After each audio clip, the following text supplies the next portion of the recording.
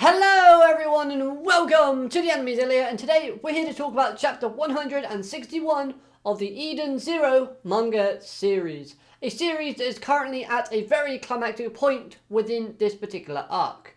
As Emperor of the Aoi Cosmos, Poseidon Nero faces off against the Demon King Ziggy. But before we talk about those two, let's start off this review by talking about a character that I've really enjoyed since the series began. I'm of course talking about Hamura. Throughout the series so far, we've had a lot of development for Hamura's character, and now with the death of Creed, more emotional scars open up, which in turn leads to more of a psychological development for our shining star. Now then, the line Hamura uses within this chapter in where she states that everyone who gets close to her always goes away.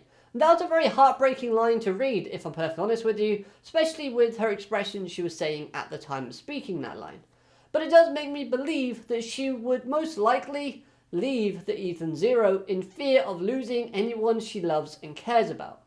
After all, the best way to not lose something is to not have anything to lose at all.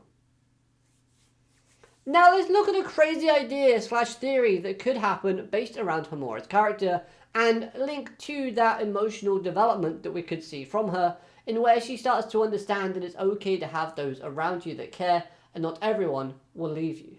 Later on, I feel like we could see Hamura leave and then return as part of an antagonist group. Now who knows, maybe by some process of persuasion and manipulation, she could join Ziggy's crew.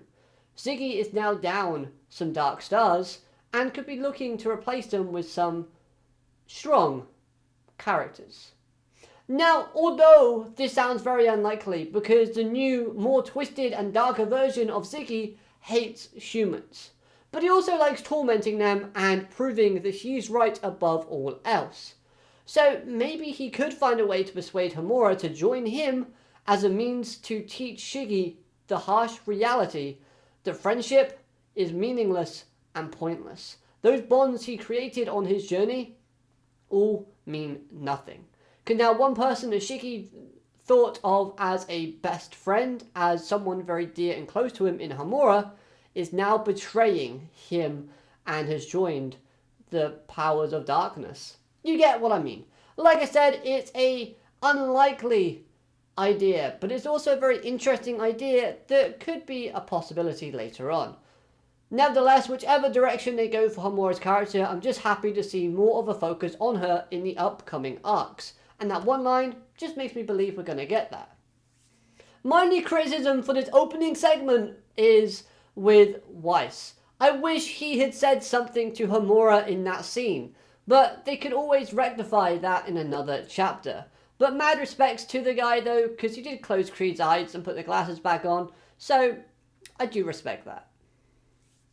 Moving along now, let's talk about the interactions between Rebecca and Laguna.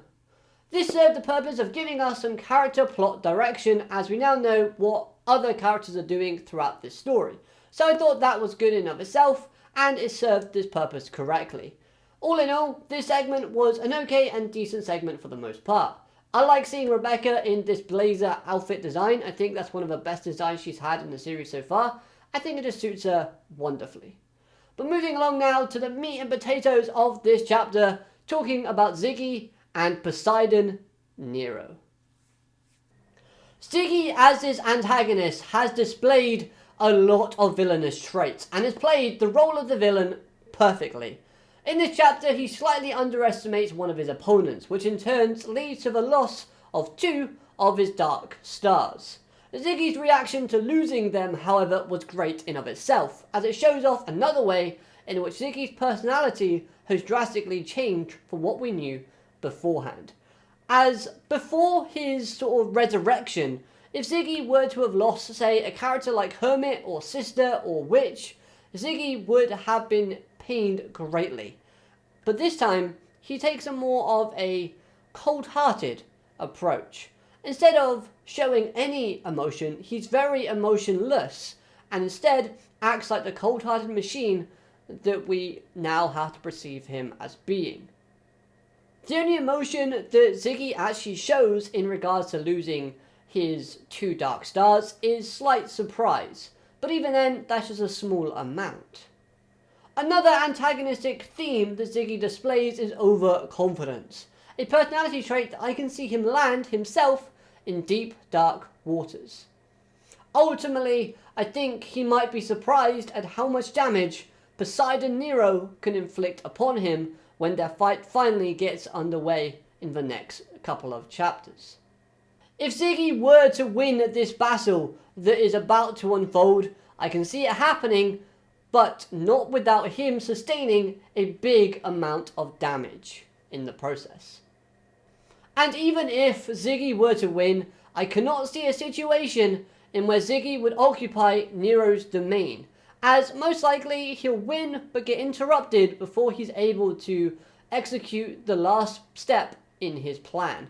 Maybe a character like Elsie or one of the other Oracle Saints, I think that's how you pronounce it, could interrupt him and stop him from completing his plan to 100% capabilities. Now then, if a scenario in where Ziggy wins and Nero falls does occur, then wouldn't that mean that Shura's plan succeeds? I mean, with the death of Nero, wouldn't that make Shura the rightful heir to his empire? Well, that would be true if Shura can beat Ziggy. And personally, I find it hard to believe that Shura can beat Ziggy at this current point in time.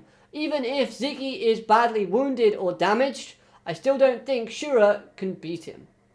Plus, Shura isn't free at this moment in time. He's currently engaged in fighting Shiki, our main protagonist.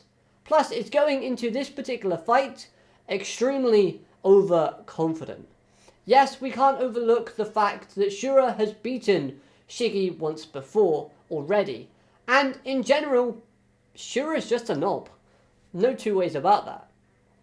But we have not seen the full extent of Shiki's training yet, nor has Shura faced Shiki at full strength or even in overdrive.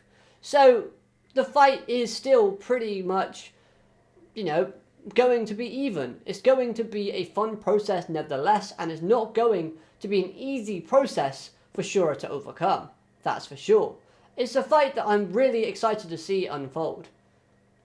Now, of course, with all that being said, I'm not ruling out Nero as a competitive fighter. I feel like he's going to have some importance still within the story. I just think it's likely that he's going to fall here, and then the government or the rebel forces that are currently fighting in space, once all is said and done, will be ruling over the Aoi cosmos.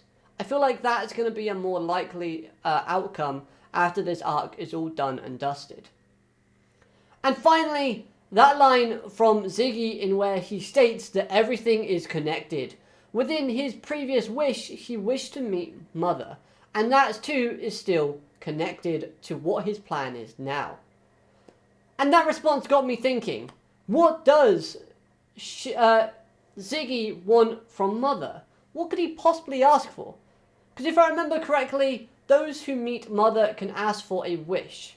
So would Ziggy ask for the enslavement of all humans, or to turn everyone into a machine?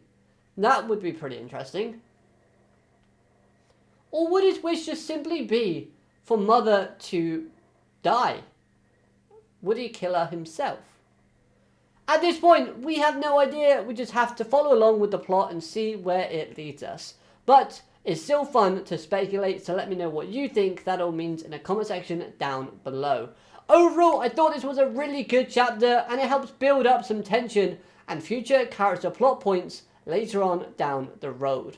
So let me know all of your thoughts on this chapter in the comment section down below, and I hope you've enjoyed this review. If you have, hit like, comment, subscribe, all of that good stuff, and let me know if you want to see more. Other than that though, have a great day, alligator, madane, goodbye.